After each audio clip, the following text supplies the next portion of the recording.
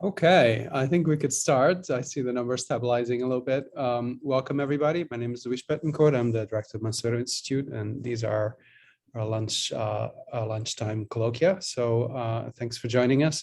I think we're progressing towards being able to do this in person at some point soon, right, Amy? But we're just on the cusp of that. So thanks for joining in this way.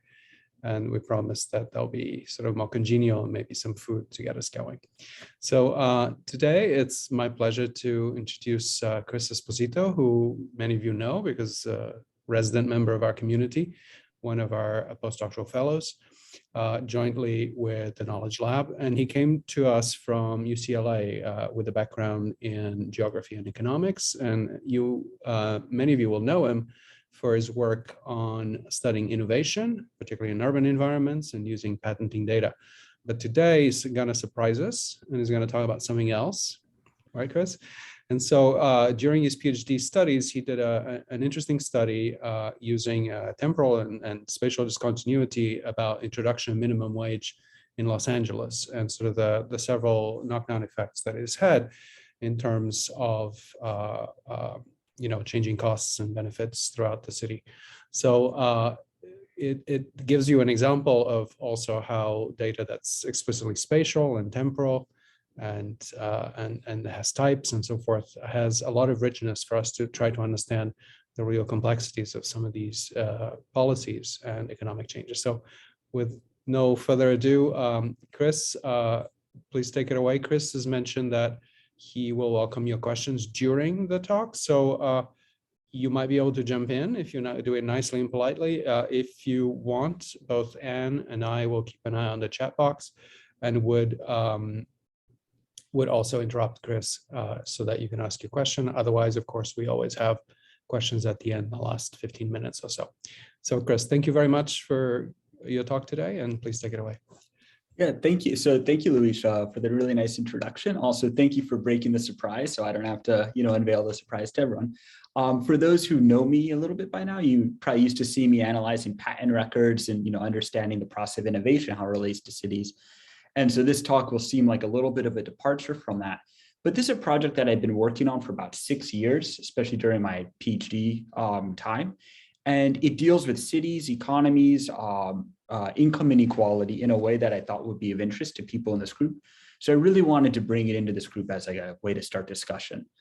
So what I'm looking at in this project with my colleagues Ed Leamer and Jerry Nicholsberg is a minimum wage increase that happened in Los Angeles County.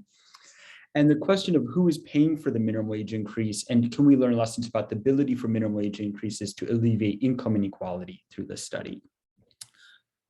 This study does tie into some of my broader research interests in terms of studying innovation in cities. And I want to start off by just showing how it ties in a little bit. So really my larger research agenda is based around 3 core areas.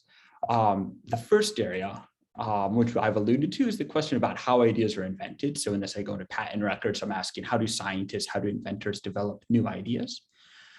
The second is about where are these ideas invented? So, where are ideas being created and why are they being created in the places where they are created? But then the third part of my research agenda, which is what this project on minimum wages really ties into, is when new ideas are created, how do they affect the welfare, the well-being of people who are not directly involved in the innovation process? In particular, how can innovative activities benefit a wide array of people? Either, through this kind of framework, I'm suggesting like diffusion across space, but also you might think about the ability for innovative activities to benefit people who are not directly involved in the innovation process. And that's where I think that minimum wages have a potential contribution. And to show how that contribution could play out, I want us to think about income redistribution within an income distribution. And so that's what I'm showing you here. And this is showing you the income distribution in Los Angeles County, which is where the study of minimum wage effects is taking place. So Los Angeles County roughly corresponds to the core economic core of Los Angeles, economic region. It's maybe analogous to saying Cook County or maybe even Chicago city limits in the perspective of Chicago. And what I've done here is I've grouped the households of Los Angeles County into 3 different bins. one which we might call high-income households, one which we might call middle-income households, and one which we might call low-income households. So really then, what's happening at the core is that there are different households in Los Angeles, and they're working in different occupations. And in these different occupations, there's different wages that are being paid out and salaries paid out that are based on different economic circumstances, different policy circumstances for people in these different occupations. If we focus on the high-income households, in the case of Los Angeles, this really corresponds to households that have family members working in the entertainment Hollywood industry, the kind of high technology industry, the finance industry. Ultimately, this is really the innovation economy. It's people that are involved in developing new ideas, and through that, they're generally receiving higher incomes. This middle category is generally what we think of as the old manufacturing base. So this would be, for example, auto workers that were in Los Angeles. This is a demographic that's been hit hard by automation and offshoring. So it's also a shrinking demographic in Los Angeles County, as it is in most cities around the United States. But then in the low income category, we really have the service workers. A disproportionate number of these are minimum wage workers. And most minimum wage workers are found at restaurants. But you might also think of, for example, Amazon fulfillment center workers in the same category. Really the story of, a major story of economic restructuring in US cities over the last 40 years has been the reduction of households in the manufacturing sector, the stagnation of wages in the manufacturing sector, and then the growth of the service worker service sector in these lower paid occupations as well.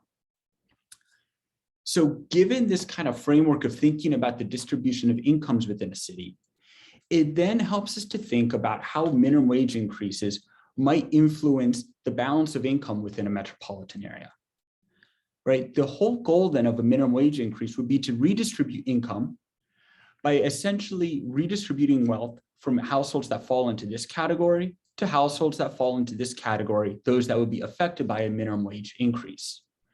So for alleviating income inequality, essentially you would look for a funneling of resources from that group to that group, right? That's what a successful income inequality mitigating minimum wage increase would do. So the question that I have is whether Los Angeles's minimum wage increase succeeded in reallocating income from this right group to this leftmost group. Now, the answer to that question depends on who is paying for a minimum wage increase. If minimum wage workers are keeping their jobs and they're being paid more for their existing jobs, then that money, those increased wages, have to come from somewhere. They have to come from someone. So the question is, who is paying for that increase in the minimum wage? Conceptually, there's a couple of categories of economic actors that could be paying for the increase in the minimum wage. And so I'm going to lay out a few of these, a few of the main groups that we might have in mind. The first category would be capital investors. So these would be owners of either businesses or capital property that's used in businesses. In the scope of restaurants, which are the primary employers of minimum wage workers, this would be, owners might own the branding, they might own organizational design and kind of knowledge capital on this, and they might either own or rent physical tangible capital, such as the cash registers, the tables, and so forth. Chris, you had a question, if you don't mind entertaining it, by Jared. Jared, do you want to I'll hop into that now. I think Jared is in LA, so. Yeah, sorry if I'm getting too in the weeds here, and Chris, feel free to take this at the end, but I'm just curious about thinking about the manufacturing sector in a place outside of the Rust Belt, right? Like, what does that look like in a place like LA? So you can answer now or later, whatever works. Yeah. And I had a related question, if you don't mind, while you're entertaining it, which is you made the assumption that income has to come from another income group. Yeah. It's not clear to me that that's necessarily the case. It could come from, I know capital is also creates income, but there are other sources where it could come from. They're not necessarily wage for wage. So if you could also clarify that. Okay, so let me first deal with Jared's question and Luis's. So with regard to what does the manufacturing base in Los Angeles look like? So Los Angeles was actually the #1 leading manufacturing center of the United States through about the 1970s or 80s. And this involved automaking. So, for those familiar with Los Angeles, the Interstate 5 corridor south of the downtown was traditionally a major manufacturing base with, for example, some of the first, Los Angeles was the first West Coast outpost for having a steel refinery, major manufacturing plants, but also textiles, which continue to be developed in downtown Los Angeles, but it's shrunk. So Los Angeles actually, its main kind of employment center was in manufacturing, and it employed the largest kind of like group of demographic of Los Angelenos for a period of time. But that's all shrunk recently. But parts of Los Angeles then kind of look like parts of Southside Chicago in terms of the economic characteristics of it. There's kind of a rust belt to it. For Luisha's point about like, does the money, can the money come from somewhere else? And there's a few possibilities, but if we say that there's going to be an increase in wages that's mandated by an increase in the minimum wage, and if the quantity of labor doesn't decline, this means that the total wage bill is going to increase.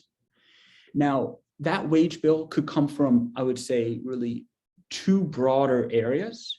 One is reallocation from others. So I'm going through, for example, capital investors, and I'll talk through a couple of other sources. There's one other possibility on where it could come from, and that's it could come from productivity improvements. And so there's a literature that shows that minimum wage increases are associated also with higher productivity workers, in which case that money is basically coming from more productivity, more productive workers. We can come back to that and talk about that at the end. So for now, I'm kind of abstracting away from the productivity improvements, and I recognize that we know that they are also there.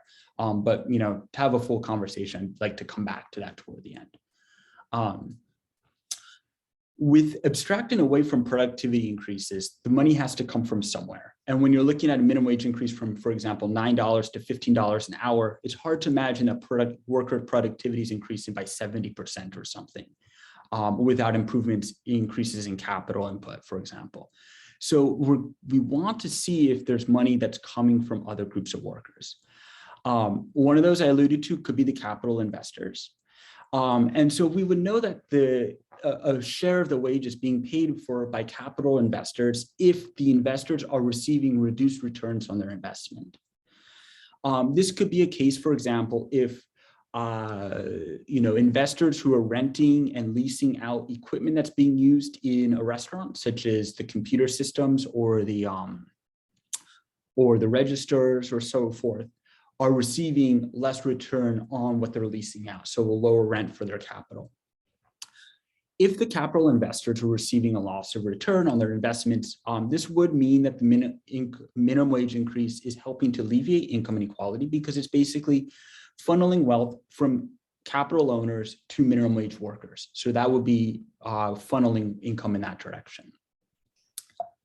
A second group, which has not been studied in past literature and something that we've wanted to go into more, and I'd love to chat about this more, is the possibility that landlords would pick up a share of the burden of the minimum wage increase. And this was an interesting proposition to us because if minimum wage increases make it less profitable to operate a restaurant, then fewer business owners will be enticed to open restaurants. And then restaurant owners of real estate owners of commercial real estate may have to lower their asking rents for their commercial properties in order to entice restaurants to open there. So there's a plausibility then that the landlords are paying a portion of a minimum wage increase. If this is the case, then it would reduce income inequality because disproportionately the owners of commercial real estate are falling into high income brackets. And then there's a third category, and this is the restaurant customers. Customers are paying if restaurants are basically passing on the incidence of a minimum wage increase onto their customers by way of increasing prices. Now, whether higher prices relates to then a reduced income inequality really depends on the income level of the customers at a restaurant. So if a restaurant is disproportionately frequented by high income customers, well, then that is redistributing income to the minimum wage workers at the restaurant. But if a restaurant is disproportionately serving low-income customers, then it's not really redistributing income across the income distribution of the economy. So this study is going to focus on this third category primarily by looking at whether restaurant customers, and in particular high income or low income restaurant customers, are paying a portion of the minimum wage increase in Los Angeles. And we will look at additional data that will help us triangulate the extent to which capital investors and landlords might also be picking up some of the share as well. Can I ask a really quick clarifying question, Chris? Yeah. Can you just, sorry if I missed this, but can you just clarify why the restaurant sector was where you focused versus some of the others, like what the motivation was for that particular focus? So the great question. The restaurant industry is the largest employer of minimum wage workers. Yeah. That's the the primary reason. Makes sense. Thanks. Okay, great. So the scope of the study. So we're focused in Los Angeles County, and let me start with the map of Los Angeles County here. Los Angeles County is more or less correspondent to what I maybe call Chicago city limits, for those who are more familiar with Chicago, in terms of the amount of the economic urban area that it encompasses. And what is unique about Los Angeles County is that there were 2 minimum wages in effect in Los Angeles County during our study period. There was a minimum wage schedule of increases that was implemented by Los Angeles City Council. And there's a second minimum wage schedule of increases that was implemented by the state of California. What's also unique about Los Angeles is that the city limits are relatively porous, meaning that there are many neighborhoods where you would cross a street and actually cross out of the city limits into another city without even noticing it. So this might be the case in Chicago, for example. Well, Chicago is very different in that the city limits are much more contiguous. In Los Angeles, you might cross what's, any old boulevard and not really notice that you're in an entirely different municipality. The street will look similar, the demographics would look similar, but it's a different municipality that could be subject to a different minimum wage. I've represented that here a bit by showing you the restaurants scattered across Los Angeles County. As you can see, there's restaurants all around the county, and they don't really show any following to the city borders. In red, what I've shown you is the parts of Los Angeles County that follow the city's schedule of minimum wage increases. So the red area is the city of Los Angeles. It also includes the unincorporated areas of Los Angeles County, which elected to follow the city's schedule of minimum wage increases. And it also includes 2 separate municipalities, the city of Santa Monica, which is over here, and the city of Malibu, which is over here, which also elected to follow the city's scheduled minimum wage increases. 82 other independent municipalities in Los Angeles County that are effectively a part of the economic region of Los Angeles elected to not follow the city's scheduled minimum wage increases, and they're shown in blue. They include some very rich cities like Beverly Hills, which is over here, West Hollywood, which is next to Beverly Hills, Culver City, which is right here, and about 79 other municipalities around the region.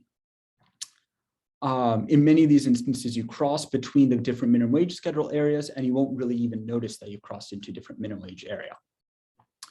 What I've shown you here is the 2 different minimum wage schedules, how they've been increasing over time. So the Los Angeles city minimum wage and the California state minimum wage were equal at $9 an hour at the start of our study period in November of 2015. Both the minimum wages have been going up, and they've now hit $15 an hour at the start of 2022. However, they went up at different rates. The key thing is that the city's minimum wage has moved faster and ahead of the state's minimum wage. Because of this, it means that there is a natural experiment in Los Angeles County where restaurants that have been subject to the city's minimum wage have had a different minimum wage in effect that's averaged about $1.25 to $1.50 an hour higher than the state minimum wage over the duration of our study period. So in this study, we're looking at restaurants that are subject to the 2 different minimum wage schedules. And we're looking at how restaurants that are subject to the city's minimum wage might have increased prices more than those subject to the state's minimum wage. So the state minimum wage restaurants serve as a control or a reference group for us. To preview what we find in the study, we find that restaurants that are subject to the higher Los Angeles city minimum wage, if they were located in high income neighborhoods, passed on the full incidence of the difference in the city and the state minimum wage increase on to their customers. What this means is that in high income neighborhoods, wealthy or customers going to restaurants in high income neighborhoods were paying the full burden of the minimum wage increase. In low income neighborhoods, restaurants did not increase prices. What we do find that the restaurants in these neighborhoods did is that they changed their menus more often. And I'll go into more detail about what we think these menu changes might be signifying. We also look at restaurants that were subject to the higher city minimum wage, but also located near competing restaurants that were subject to the lower state minimum wage. These restaurants that were located close to lower wage competitors did not increase prices or change their menus more often. Instead, they closed more often. And we find that this latter result is true for restaurants in both high and low income neighborhoods. So I want to set the stage a little bit on what the existing literature on minimum wages has to say about minimum wage increases and what it means for income inequality. Basically, the research on minimum wage increases has a real puzzle at the core of it. And it's that although the general, traditional theory will predict that an increase in minimum wages will lead to a sharp decrease in employment in the worker classes that are affected by minimum wage increases, the empirical evidence on the employment impacts of minimum wage increase has been mixed, with some studies finding that there's no negative impact on employment, other studies finding that there is a negative impact. But this evidence is much more mixed than the theory, like the traditional theory would tend to predict. So this puzzle then has had two plausible explanations given to resolve it. One is that traditional theory that predicts the sharp decline in employment is not correct. And so this explanation tends to hinge on the concept of monopsonistic labor markets, namely that the traditional theory assumes a competitive labor market, but in practice, labor markets are not competitive. And I'd be happy to talk more about what this model of a monopsonistic labor market looks like. But basically, a series, literature is arguing that given the nuances of how labor markets operate, we might actually not predict a negative impact on employment when minimum wages go up. The second plausible explanation is the ability for businesses to pass through minimum wage increases onto others, including, for example, customers through price increases. This latter literature is where our study falls in line with. And basically it says that employment may not be hurt if the businesses are able to offset the increasing costs by increasing revenue, by increasing prices. With regard to this literature, our study really makes four contributions. The first is that we analyze a single labor market, and that is Los Angeles County. The existing studies on price pass-through analyze variation across states. We think that the single labor market is helpful because we're able to, by looking at a single labor market, keep many of the potential confounding variables that could affect prices and employment patterns fixed. They're relatively fixed within Los Angeles County. The second factor contribution to the study is that we look at a specific minimum wage border and can then look at how competition across that border might influence the ability for prices to be passed through onto customers. That could be relevant if customers are potentially crossing the minimum wage border to purchase cheaper restaurant meals. So we have this cross-border spillover effect that we pick up. The third contribution is that most of the existing literature looks at relatively small increases in minimum wages to the tune of about $1 an hour. But our study looks at minimum wage increases that go from $9 an hour up to $14.25 an hour. So much larger increase in the minimum wage. And the fourth contribution is that we look at the ability for business to pass through minimum wage increases through higher prices based on the neighborhood income level, which allows us to speak more directly to whether or not minimum wage increases are helping to achieve income redistribution. So this is our study design. We start with the full population of restaurants that are located in Los Angeles County. They were shown in two maps back. So this was the full population of 30,000 restaurants in Los Angeles County. And from that population, we take a random sample or random stratified sample of 800 restaurants. We stratify those restaurants into 4 different regions of the county that we've divided the county out into. These regions are designed to basically capture restaurants that are subject to the 2 different minimum wage schedules and also might compete with restaurants that are subject to the alternative minimum wage. So the first region is the city wage restaurants that are located far from the minimum wage border, meaning 1 mile or greater from the minimum wage border. So they're shown here in the darker orange. These are restaurants that are subjected to the larger and more rapid increase in the minimum wage, and they are also located further from lower wage competitors. There's then the city wage restaurants that are subject to the faster increasing minimum wage, but also located within 1 mile of a minimum wage border. So they're shown here in the light orange. And so these are restaurants that have the higher minimum wage, but they're also located closer to lower wage restaurants or potential lower wage competitors. The third category are the state wage restaurants that are located near the border. So they're in light blue. And these are restaurants that are subjected to the slower increasing minimum wage, but they're also located closer to higher wage competitors. And then the final group, the state wage restaurants that are located at least 1 mile or more from the minimum wage border. They're shown in the darker blue. These state wage non-border restaurants serve as a reference or a control group for us in this quasi-natural experiment. Basically, we are asking if the price increases at these 3 sets of restaurants in these 3 regions differ significantly from what would be expected had the city not increased its own minimum wage, and if the whole county just followed the state's wage, right?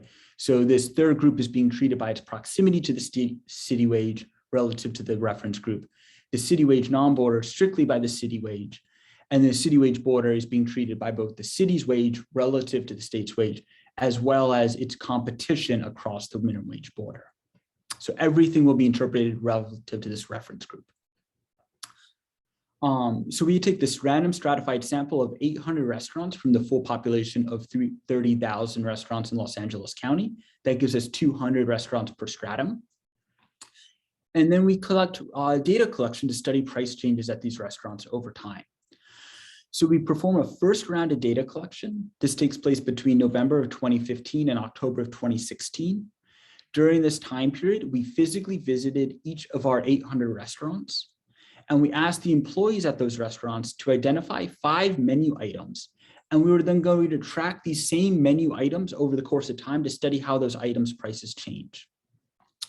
We specifically asked their employees to identify their 2 most popular low-priced entrees, 2 most popular high-priced entrees, and the single most popular side dish that's on the menu of the restaurant.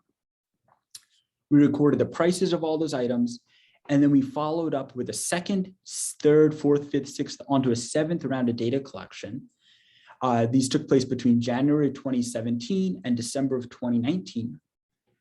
And during these rounds, we called each restaurant once every 6 months, and we asked the current price of the items that we were tracking. When we received a price quote that was given a change of greater than 50% for a given menu item, we followed up with subsequent phone calls to confirm the price. And we then did in-person visits at the end of each month for every restaurant that did not answer their phone when we called. So this constructs a large item-specific panel data set for us, where we have item prices evolving over time. We also can identify menu changes, which is defined as when a restaurant stops carrying a certain item. And also we were able to identify when restaurants close using this data set, and we can then analyze those restaurant closures. Chris, did you do this yourself? I mean, did the authors do it themselves, or did you have RAs? I mean, this is a huge effort. This is a team. So I was supervising a team of undergraduate research assistants on the data collection. Perfect. And one suggestion / question, could you, like, in theory, figure out a way, if you got DoorDash's data, could you implement a similar design, right? Like using some kind of machine learning or like scraping algorithm? Yeah, that's a great question. We actually worked with 2 scraping. So we looked at 2 online websites. We looked at I'm trying to remember. It's one that I think actually kind of fell down during the pandemic. I'm trying to remember the name, but it was an online ordering service. And this one we started scraping, but then we grew dismayed by the coverage because there's a bias sample in terms of the types of restaurants that have online ordering and delivering. DoorDash and Uber Eats might be a little bit more comprehensive, but again, you have that selection problem, and we wanted a population, we wanted a representative sample. And then we went to another website that was much more comprehensive, but wasn't properly updated. So we ended up deciding that we were just going to use the sampling. I should say, we know that we're taking a sample from a full population because we're working with all licensed restaurants in Los Angeles County that we take our sample from. So if it's licensed, it's in our population that we sampled from. Great. Yeah. Any other questions about how the data collection was carried out?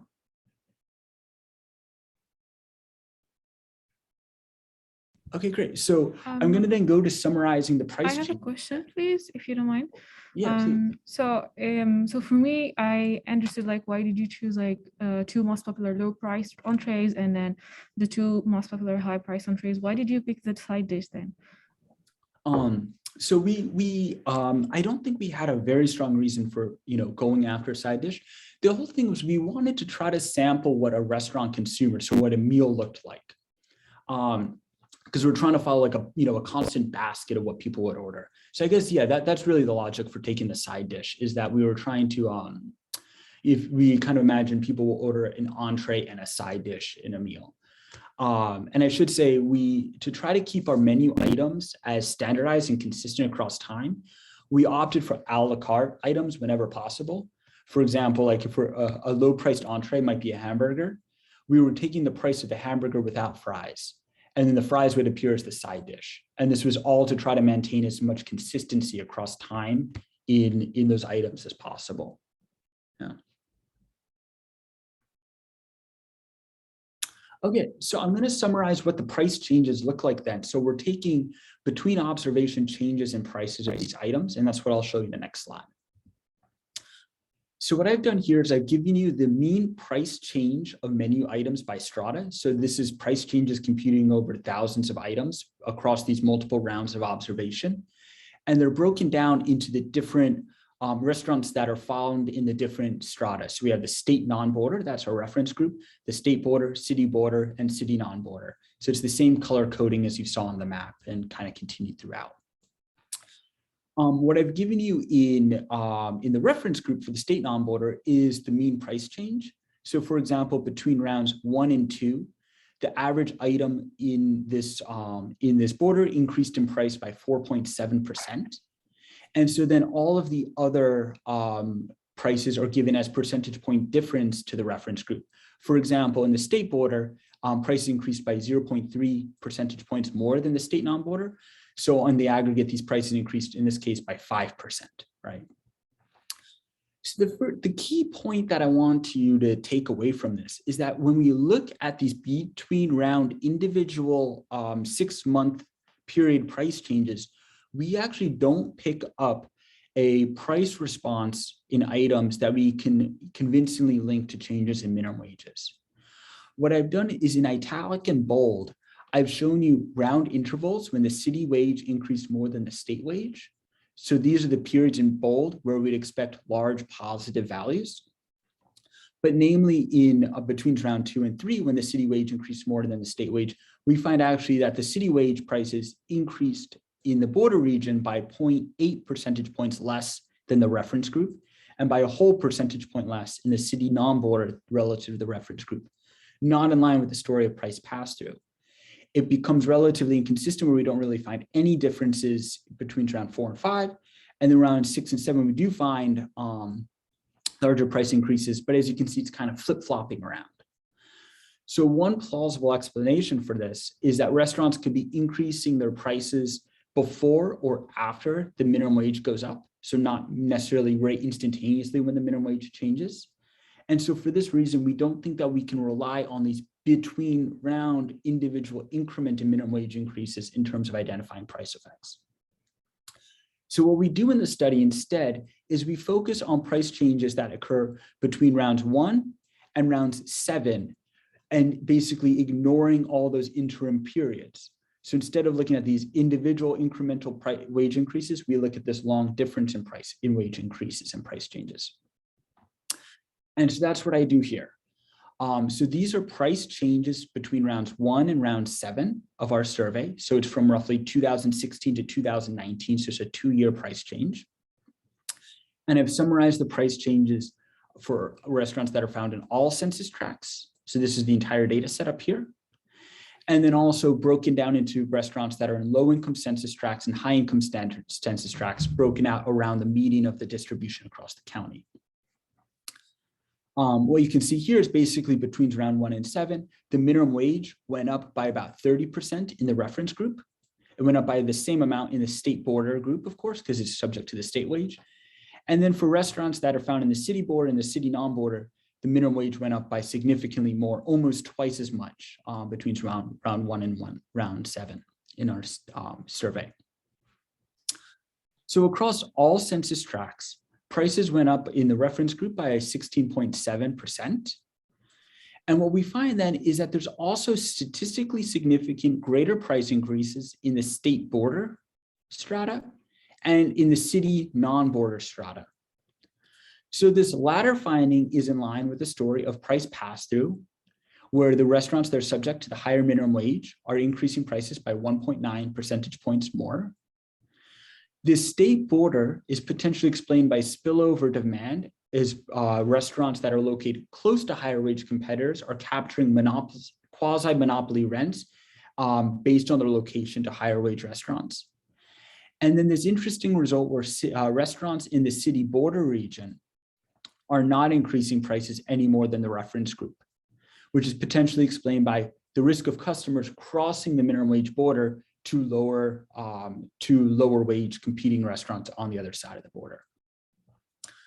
When we break out the restaurants based on the income level of their census tract to look at the income level of the customers that might be dining at these restaurants, we find that in low income census tracts, there are no price differences across the strata that are significantly different than the reference group. So none of these values are significantly different than the 19% found in the reference group.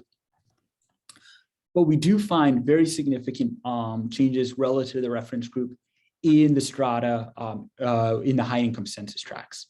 Namely, we find that the restaurants in the high income census tracts located far from lower wage competition and subject to the city's wage increase prices by 4.4 percentage points more than the reference group. In the city border, there are no price increases no price increase relative to the reference group. And the state border, we again find this interesting result where these restaurants, despite not having a higher minimum wage, are increasing their prices more than the reference group. So we have then a few puzzles that emerge from this. We have, for example, the ability for the restaurants in this group to increase prices by a lot more than we might have expected going into the study. We also find that restaurants in the border region are not able to increase prices at all. So we expect that these restaurants might be adapting to their higher minimum wage in some other way. And then we find very minimal ability for restaurants in this group to increase prices. So despite their much higher minimum wage, they must be adapting in some other way other than increasing prices. And then in this group, we do find that this 4.4 percentage points increase is fully sufficient to cover the cost increase in the minimum wages that these restaurants in this group are subject to. A 4.4 percentage point price increase implies that 20.6% of the increase in the minimum wage has been passed on to customers. So customers are paying 20% of the increase in the minimum wage. And that's fully compensating if you assume that workers' wages constitute 20 to 30% of the cost structure of a restaurant. So that means that in this group, customers are fully paying for the minimum wage. I see a question from Jared. It's more of a comment, I think, but it says, for a robustness check, curious what does the rate of income-based crossover dining look like? Low-income neighbors have some of the most in-demand. So this is an interesting, so Jared's raising an interesting point about perhaps higher or lower income customers might be also going to neighborhoods that have different income levels than the ones that they actually reside in. And that's an interesting point. And it's something that we don't, we don't actually observe the individuals when we're picking up the income level of the customers. That's why we use the neighborhood statistics. So that's something that we have to talk more about to see if there's some way you can address it, but it's not in this initial data set. But that's an interesting. Yeah, I don't think it's a major concern. It's more minor, but one thing I think is just to flag it as a potential limitation. And also, I mean, thinking about the reverse, right? So my assumption is that some low income workers may like that, work in Beverly Hills retail, for example, or going to restaurants, especially during the day, that are in high income neighborhoods. So just kind of acknowledging those possibilities is important, especially because it seems like the bigger concern we have is like who's bearing the brunt of these policies, or who's absorbing them. So like when we think about the big picture, I think the crossover is an important consideration. Yeah, that's absolutely true. Just kind of riffing on this, one of the topics that I was interested in getting more into, and we didn't have data on this, but also the role of food trucks, which in Los Angeles is important thing. Absolutely. And pop-up restaurants. I wonder if, that's become a big thing too. Yeah. So I was looking at food trucks, for example. It looks like many of them are licensed to a downtown Los Angeles location. It's close to USC, and they should be subject to the city wage. And a lot of them actually operate out of the same like kind of depot. So that's where their statutory minimum wage should come from. But throughout this whole study, I was very curious if like for example, the food trucks would change their official location and, where they refuel and stuff to be out of the city limits to potentially be able to cheat the minimum wage. I don't think that they actually did during that time period, but that's so breaking down those mobility is a very interesting thing. Yeah, that'd be a separate study. And then I see a question from Alex, and it's how much should we worry about the sorting of workers? So I think Alex, correct? Am I correct in saying like you might expect that workers that are going to higher minimum wage restaurants might be either more able or more productive workers? Is that the right? So that would be my worry, because I mean they're so close to each other, and I don't know who those workers are, but it seems like it's very easy to just pick the restaurant right on the other side of the border. Yeah, so I would. There's quality. That's a quality thing, and that might also be then have sort of a knock on the restaurant owner to sort of incentivize him to raise the wage by this $2 to kind of equalize for this gap. I don't know. So that's why I'm also asking whether the restaurants actually always pay the minimum wage, or whether there are some that are not doing that. And if they are, I mean, that would be potentially interesting to this is great. So this is a great series of comments. I'd say you should check out our working paper on this, because in this we set up a theoretical model of competition across a minimum wage border. And there are two parameters to that model that would be of interest to your question. And so we don't have employment data at this micro level, so we can't test a lot of these employment things, right? But there's two things. One is that we have this effort variable in the model, and the expectation, so it's not necessarily, well, it would result in productivity, but it's not necessarily related to human capital. But the point being that if you're paid at the higher wage, the business owner might be expecting a higher level of commitment or effort from the workers there, if it's a competitive, if there's the ability to arbitrage. So you might see then a kind of a negative compensation for workers in terms of increased expectation of effort on the higher wage side. That's how we've kind of tried to think about what you're setting up there. And then yes, there should be, based on the commuting cost, there should be then a kind of a neighborhood wage. So for example, if you're located in the state wage area and you're located very close to the border, then you would have to pay your employees more because you're competing now with the restaurants for labor on the other side of the border as well. So what you're bringing out is, I think, one of the interesting things, like at the micro level, there's crossover in customers and crossover in workers competing across that wage border, such that the two can't be taken independent of one another. And that's one of the reasons we've set up these border regions. And the kind of cleaner, interpretation would be between the non-border regions, right? So that's a great question. So moving on, what I said towards the end of this is that we feel like we have, it's like we found the money in the city non-border restaurants, right? We found the money is coming from the customers in those high income neighborhoods, but we haven't found the money that's going to the minimum wage workers in the city border restaurants and in the city non-border low income census tracts. So we're wondering where that could be coming from. One plausible explanation is that the money might not be coming from really anyone, and that these restaurants might be more likely to close because they're not able to cover their increase in costs by bolstering revenue. So we then look at restaurant closures. And so what we've done for this is that, restaurants might close in response to higher minimum wages if they're not able to substitute capital for labor, or if they're not able to increase prices. And we found that there's 3 sets of restaurants that were not able to increase prices despite an increase in their statutory minimum wage. And because we physically visited the restaurants that did not answer the phone, we were able to get a kind of convincing indicator of when a restaurant was permanently closed. This is a heat map of restaurant closures for the restaurants, the 800 restaurants that are in our study. So you can see here the wage border shown in black. And then areas that are subject to the city's wage are shown, for example, in here, and then in, for example, these areas here. And then areas that are subject to this, the state wage are shown on the other side of the black line.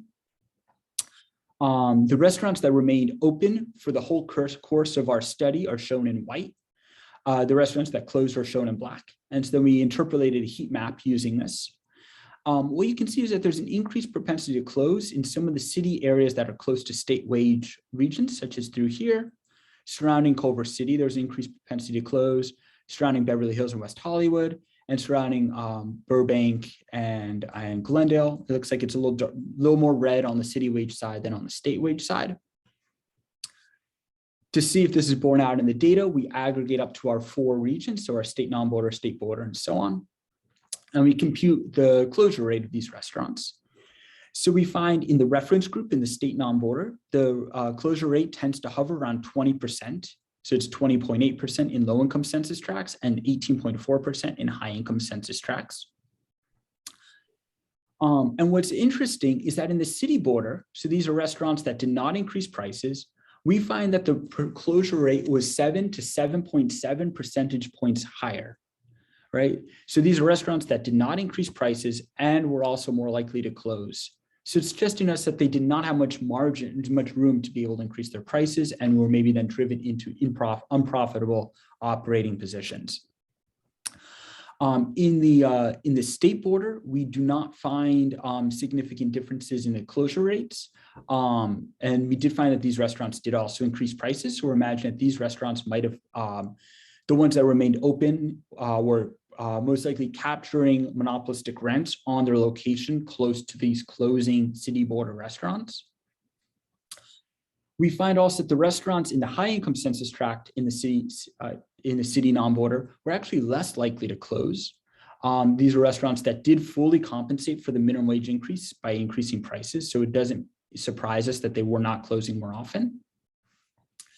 And then we still have one remaining set of restaurants that gives us a puzzle. And it's these restaurants in the city non-border in low-income census tracts. They did not close any more often than the reference group, but we also found that they did not increase prices more. So they did not close, they did not increase prices. So we're wondering, what are these restaurants doing? They're paying a higher minimum wage to their employees. They're not increasing prices. They're not closing. How are they adapting to the minimum wage increase that's in force at these restaurants? So the final thing we look at then are restaurant menu changes. And we look at restaurant menu changes as the empirical indicator, but really what we have in mind with menu changes is that restaurants might be adapting to an increase in minimum wage by changing their fundamental business model. And menu changes are then a data trace element of the outcome of changing business model that we can observe in our data set. For example, a restaurant might switch from being a full service restaurant to a limited service restaurant in response to a minimum wage increase. And in so doing, they might also change their menu to offer, product offerings that they're more able to give as a limited service restaurant.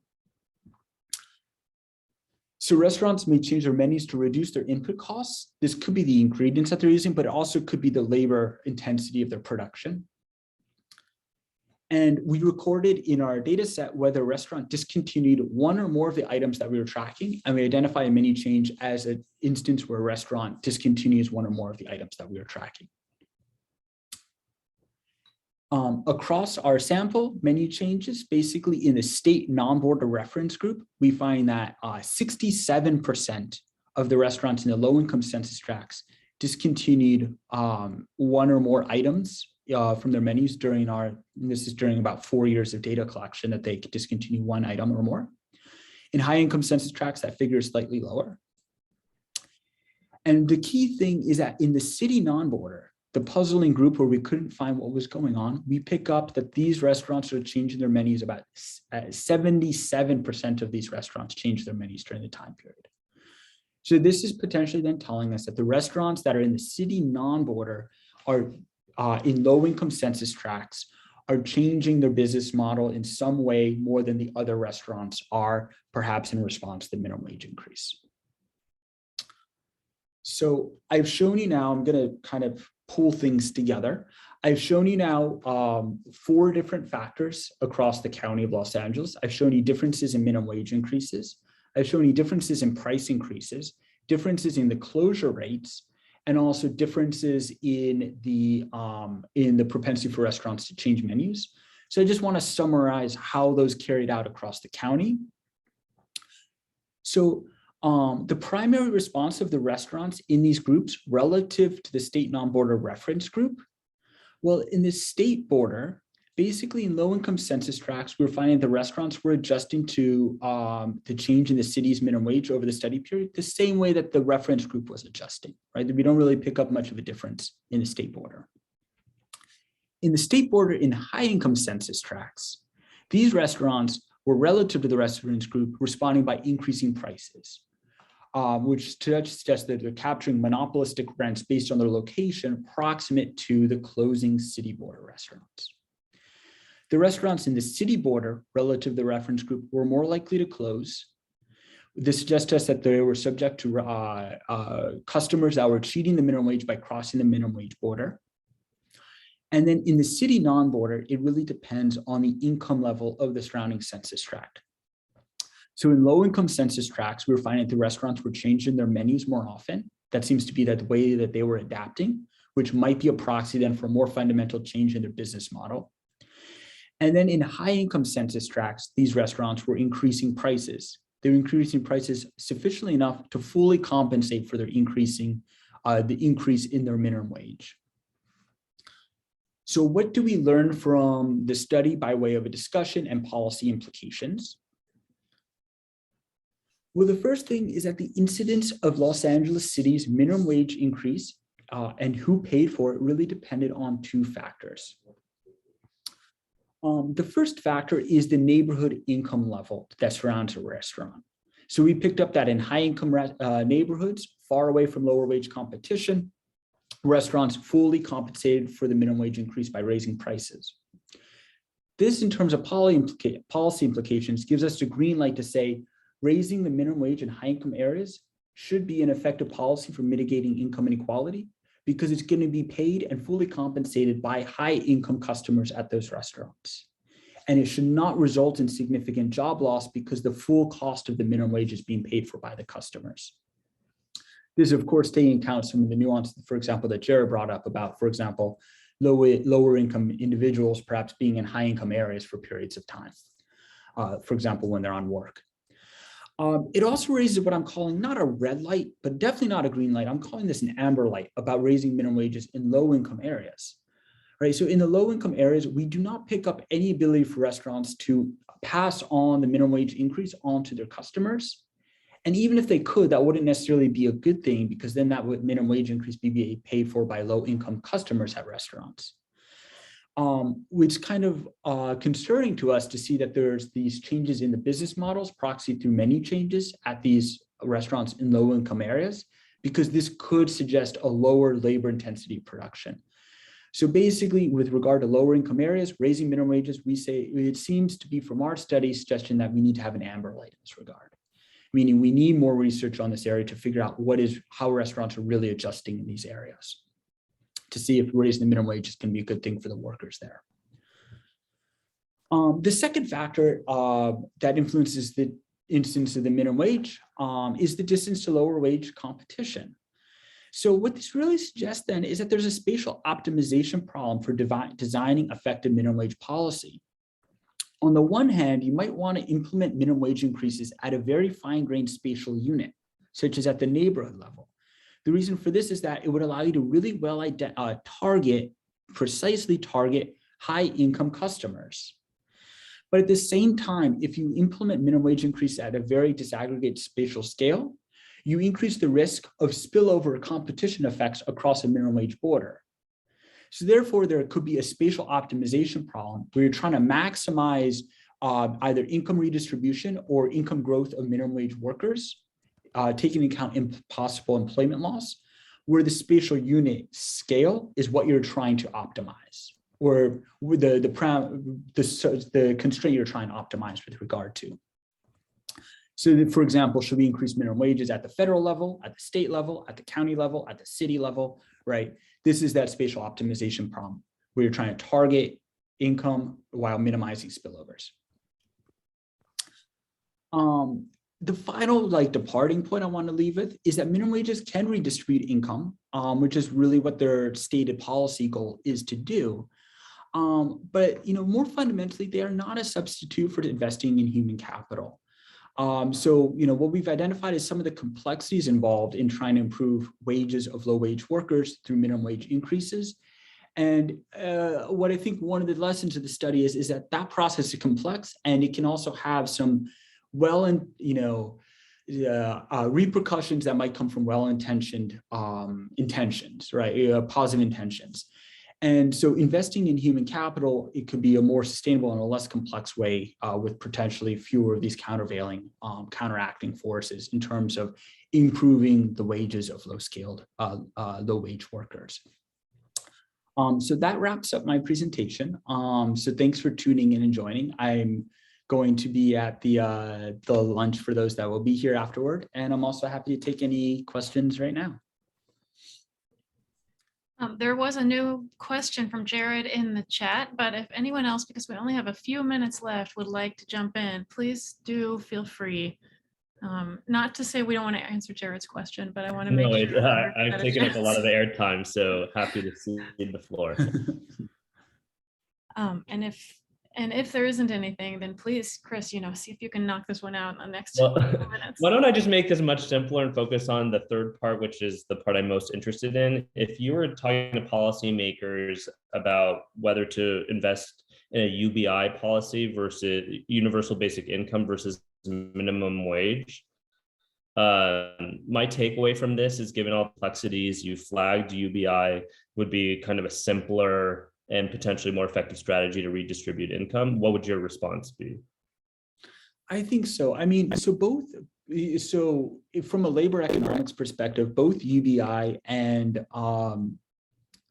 UBI is just interesting because it kind of just eschews all the labor economics issues by just saying we're going to give out income in the first place. So you don't have to worry about labor productivity issues. So I mean, that's the interesting thing about minimum wage increases, is that it's mandating a wage increase without necessarily increasing the productivity of the labor force. And that's why, for example, investing in human capital through education, job training is something that can increase wages alongside also productivity. In minimum wage increases, if you have a positive productivity effect, it's something that comes after the effect, as perhaps more secure workers who have more disposable income are able to then arrive, more productive when they're at work. UBI is just like a whole different, it just kind of deals away with all of those questions because it doesn't, it's not a market-based intervention in the first place. So, I guess my study doesn't, I think, I'm interested personally in, on what UBI can do, but I don't know if you learn as much from this study itself about UBI as you might learn from this study about other possible, and from minimum wage literature on other possible labor market interventions. So, I guess I'd be happy to chat, we could chat about this for hours. Yeah, I'd love to. But it's also, I just want to riff on one of the issues is that, one of the concerns some economists raise about minimum wage increase, that they might actually facilitate the need for for UBI by facilitating greater substitution of technology for labor, so greater automation. So you also have that interesting potential feedback effect there. Right. At the same time, my reading and understanding of labor outcomes related to minimum wages is that I don't have a strong sense that increasing minimum wages are driving that much automation in the grand scheme of things. And a lot of the technology substitution we've been seeing happening as it's coincided with large minimum wage increases was probably going to happen independent of those minimum wage increases. And it's more of a minimum wage increase might increase the demand for capital and technology in restaurants, but it's also the supply of technology has just gotten a lot better as well. So I'd love to riff on this, but maybe we should, I think we'll chat in a couple of weeks, right? When I see. Yeah, that sounds great and awesome work. Thank you so much, Chris, and everyone for coming. And please, everyone, if you are physically here, come and have lunch. And if you're not, come to our next talk, which should be in person at the Mansueto Institute's Lunch Colloquium. Thanks a lot, Chris. We're looking forward to hearing from all of our fellows in the next few months. Yeah, thank you, everyone. Bye. Bye.